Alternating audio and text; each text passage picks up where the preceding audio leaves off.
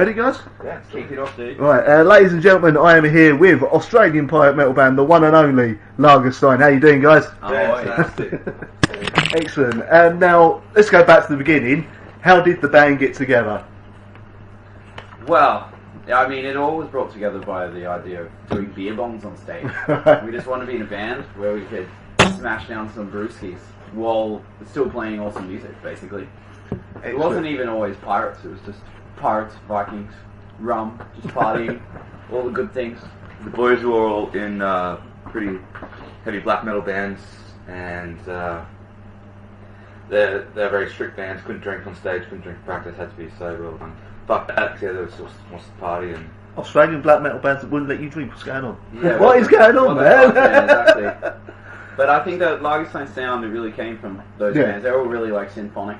Also, you have a slightly heavier sound to you as well than normal, sort of. If you don't mind me terming you pirate metal, that is, of course. Of course. Now, when you started, like Lagerstein, did you ever expect to be touring the world? Yes, I think so. We've always had a vision that we wanted to make this our life and travel around the world and play music. Since I was about 15 years old, if anyone asked me what I wanted to do, I said I want to travel around in the world and play in a heavy metal band. Yeah. at the same time, we're one of the most serious, unserious bands in that sense. So we got it together, and then it just kind of skyrocketed. But yeah, like Captain Gregor said, it's like we always had this vision, but as the years kind of unfold, it goes in unexpected ways. I mean, it's incredible what we've been able to achieve. I didn't think when I was 19 and starting this that it would be like this. Yeah. But are you enjoying it now? That's the question. It's the best. Apart from feeling a bit hungover, right? Yeah, a little bit afraid. Ahoy! How we doing? Going good. Say hi. Jump on in. Ahoy! Oh. Nice to meet you, mate. Hey, Nathan. Nice to meet you. Hello. To the listeners, our band have just shown up with all our delicious Thai food. But we're just recording the interview right now. No, eat while doing record if you want, guys. No, we'll punch it out. Yeah, sure. What's it about? Yeah. Let's get out of here. No. Yeah, filthy mongrels. Bloody scoundrels. There's probably cutlery in it. Yep, there is. Sweet. Love it. You don't realise it's going to be chewing outside the door very loudly. And that'll be like your listeners will hear my stomach. Now, you released your new album, All for One and One for All, fairly recently. I think it was last year, even, I should say. Yeah, February last year. How's the reaction to that been so far? Incredible. We've had a fantastic time. I mean, since releasing that album, we've been able to go to 19 countries now and play these songs. And I feel like everyone's really enjoying it. Yeah, I wasn't on the first album. That was our previous singer, Ultra Lord. But I think this new album really kicked it up. Not kicked it up, but kicked it up, I guess. Different sort of, maybe a little bit of a different style. Yeah. Bit more instruments as well. So yeah. It's, and just creating it and seeing, like, it was such a long process. I think it was probably like 2 years or something that we were composing it for. Yeah. So it's awesome. It's almost, it must be a year and a half old or something. So to be on the other side of that, it's just fantastic. And it's also sick to have 2 albums out so we can mix up our set a bit now. Yeah. And so, if you don't mind me asking, what happened with your old singer? Ultra Lord, well, for the record, he drank too much scotch and fell off the flying ship into the ocean. He found a magic bottle of scotch, which was too strong. Yeah, but for him, I mean, Lagerstein is, we're a pretty hardcore bunch of people, and not hardcore in a bad way, but I mean, like, the band itself, like, we're really pushing to make this a thing. It involves a lot of commitment, basically. Yeah. And for him, he just was, he didn't love touring as much as he thought he would. Right. Which is fine. I mean, you don't know what it's like. No, you have to be a special type of person to be able to handle it. Yeah. You want to be dirty all the time. He was in a relationship and as well, and he had a web design thing as well. Yeah, video game designer. Yes, he was a really talented guy. Has so much going on, and one of those guys doesn't stop, never stops working. So. And he has a black metal band, Virion, is sick. Check them out. But yeah, that's basically it. It's like, I don't think he would never have survived this. This is really crazy, yeah. We'll say you look like you're slightly holding on by a thread at the moment.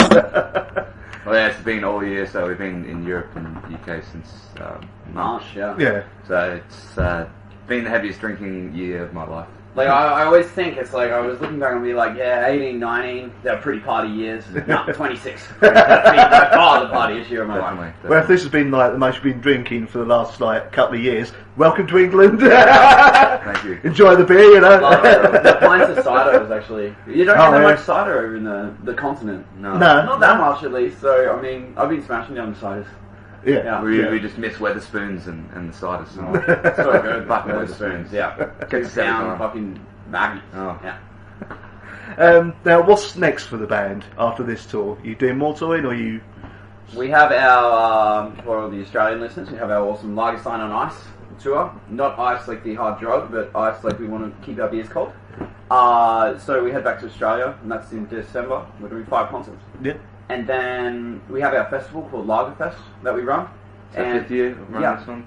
So Lagerfest 5 is happening in February. We have, I mean, the next year will involve a lot of concerts again, a lot of shows. We'll be back in Europe for sure. Excellent. Back in the UK. Probably not as much as this year. We had 103 shows booked and played this year. I think today's show 86 or 87. Yeah.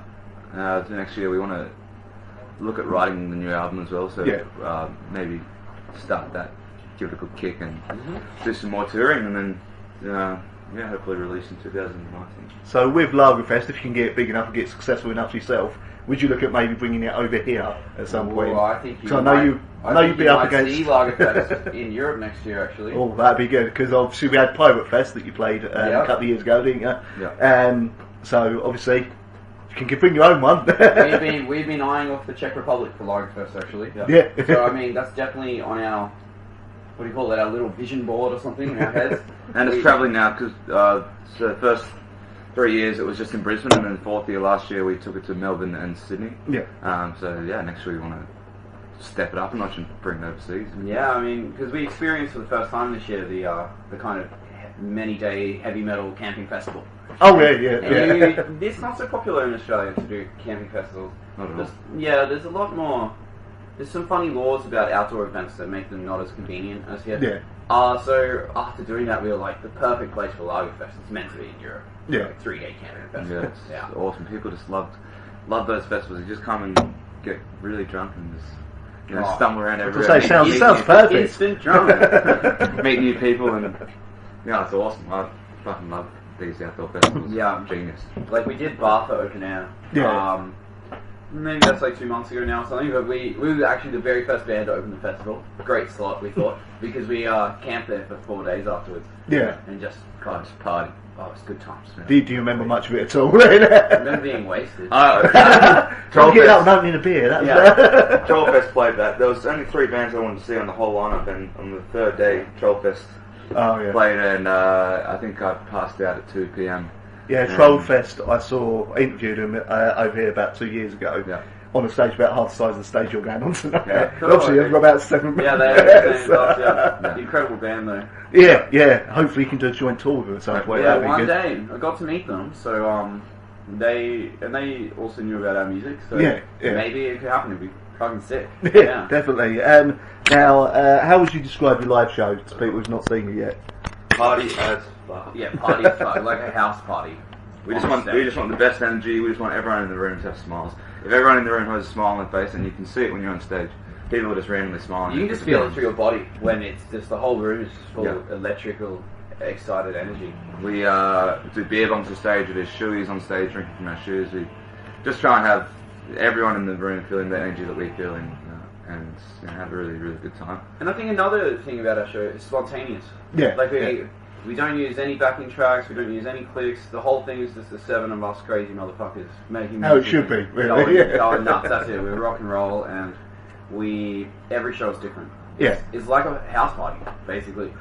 Now, you mentioned Trollfest there. I mean, what other bands would you love to tour with if you had the choice? Oh, the Beatles. Yeah, that would be sick. Not sure how they take you, to be honest with you. But I mean, it's like we all grew up really loving folk metal, especially. I mean, we listen to a lot of music in Lagerstein, though. Yeah. But if you're thinking about bands that kind of sound like us, I would love to do a tour with Corpacani. Yeah, That would have been awesome. Yeah. I'm not sure your liver would survive, to be honest with you. That's it. We played a show with Cockapani in Brisbane. Yeah, I think we outdrank them. Yeah, we definitely did. We outdrank everybody. You should have seen the rider we got last night. What was it? It's like 2 bottles of rum, a bottle of vodka, a bottle of Jaeger, 2 cartons of beer, and a carton of cider. And that's the lyrics to the next song, yeah?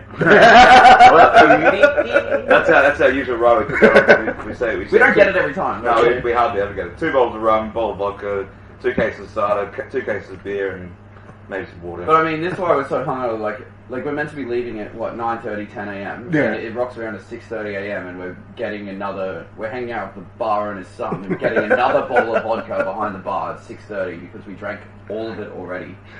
And then some dude's waking us up in 2 hours with tea and biscuits. And he's like, "You gotta get up now, man. It's time for coffee and tea." And I'm like, "I'm so wasted still." Now, when it comes to playing live, which of your songs do you enjoy playing the most, each of you individually? You go first.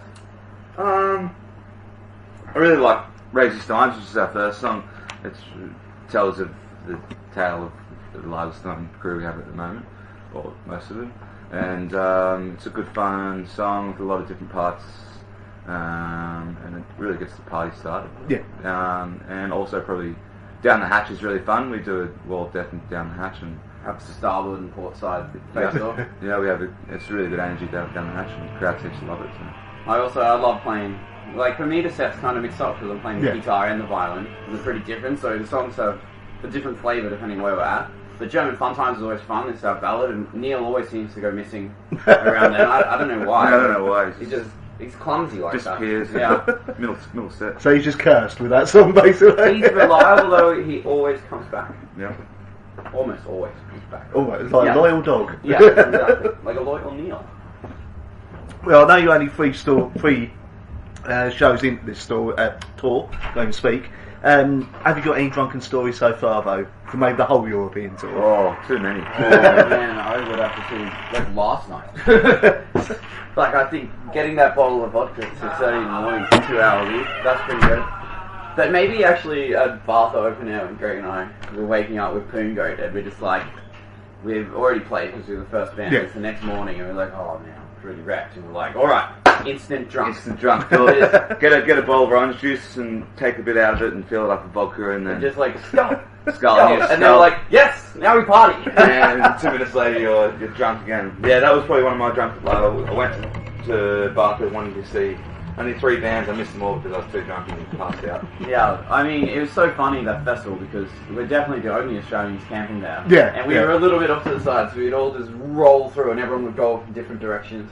Like, Neil was like, my goal today is to get cooked a steak. And he comes back in the evening, he's like, I had 4 steaks, dude. That's a good goal to have at festival, though, man, you know? Perfect, exactly. Now, obviously we don't see much of it over here, but how is the sort of metal scene, as it were, in Australia? Because it seems to be a lot of more extreme stuff coming over, like Pirates Murder and stuff like that. Yeah. So I think the metal scene in Australia is actually booming. Yeah. I think that it's the strongest it's ever been in its history.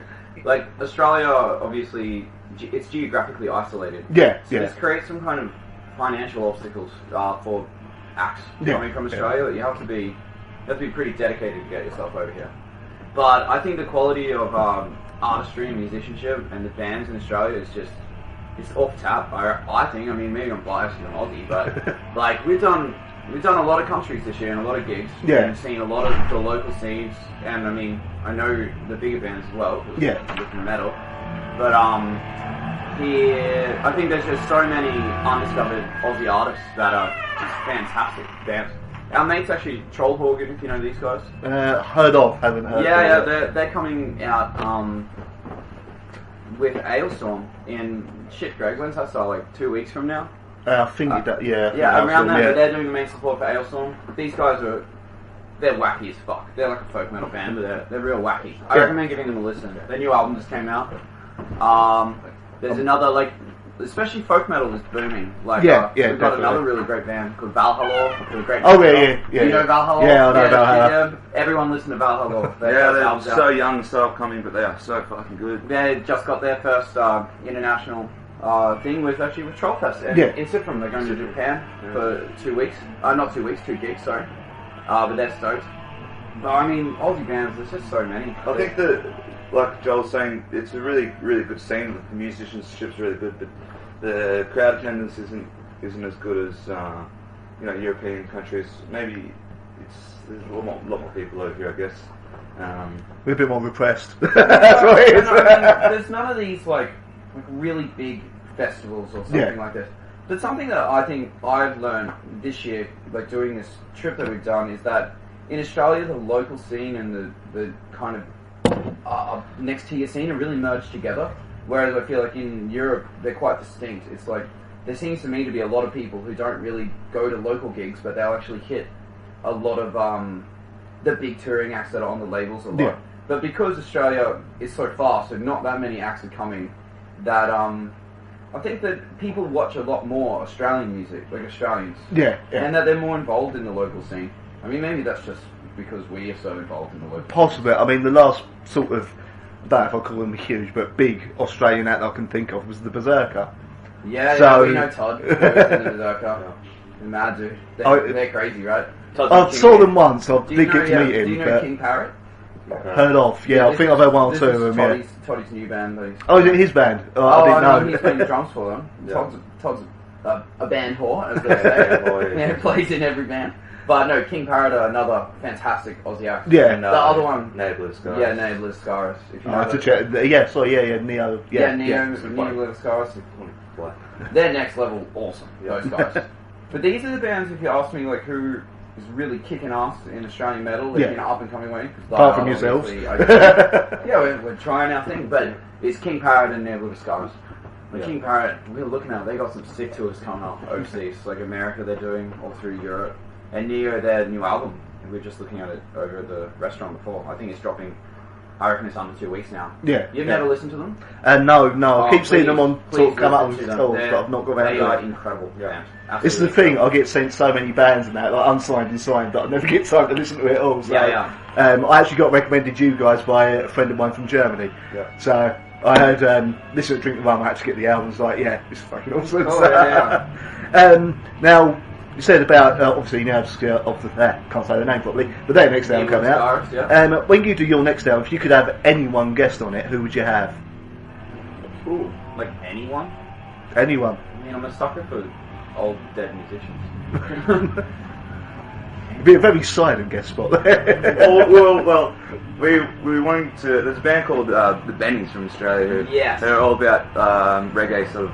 Yeah, like a reggae style punk band. Yeah, they're real fun. Lagerstein are the biggest Bennies fan. Yeah. Shout out to the Bennies. Shout out to the Bennies. They just love smoking weed and partying. Sounds like head PE these days. Oh man. So that's maybe so cool. maybe Bob Marley.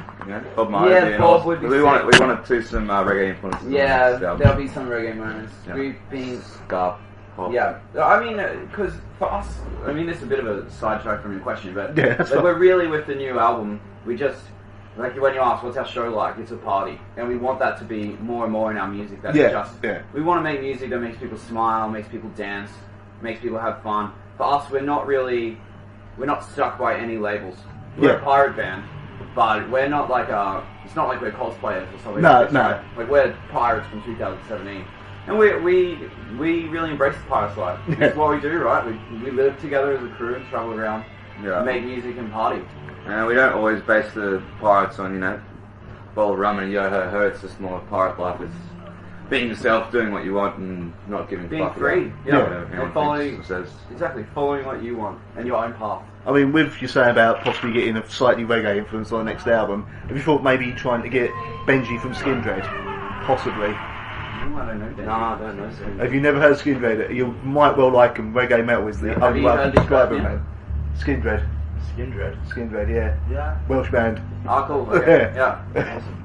I think you might very well like them. You might hate them. I don't know, but I think Benji's generally up for pretty much anyone if you ask him. Yeah, cool. I mean, sort of said about it's not always about yo-ho and bottom run, but how many songs about drinking are you aiming for on the next album? Every song will be that. Yes, every song. Concept album. They're all concept albums. Yeah, definitely. But I think it's like. It's about drinking, but it's also about adventure. Yeah. It's about just having fun. Like, for me, I want to make music that makes people smile. That's it. we're not making music that's meant to be about just being some wasted kind of something. Yeah. But it's just about having fun. Yeah.